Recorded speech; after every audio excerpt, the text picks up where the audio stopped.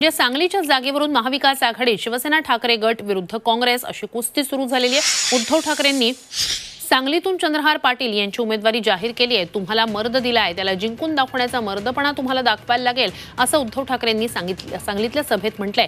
तर सांगलीची जागा काँग्रेसला हवी आहे असा पुनरुच्चार काँग्रेसचे नेते बाळासाहेब थोरात यांनी केलाय।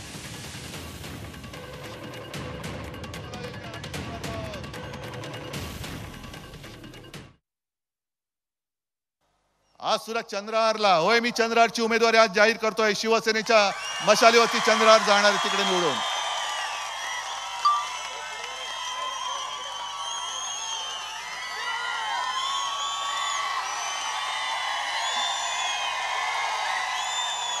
हा मर्द तुम्हाला दिलेला आहे, हा मर्द तुमच्यासाठी लढायला उतरलेला आहे, पण याला जिंकून देण्याचा मर्दपणा तुम्हाला दाखवावा लागेल।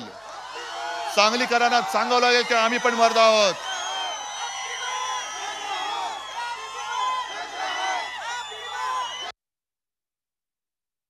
सांगली हा पारंपरिक काँग्रेस मतदारसंघ राहिलेला आहे, जिथं स्वर्गीय वसंतदादा पाटील आणि त्यांच्या परंपरा ती आहे, अनेक वर्ष प्रतिनिधित्व केलेलं आहे। त्यामुळे आमचा तो आग्रह आहे की सांगली ही काँग्रेसलाच मिळाली पाहिजे।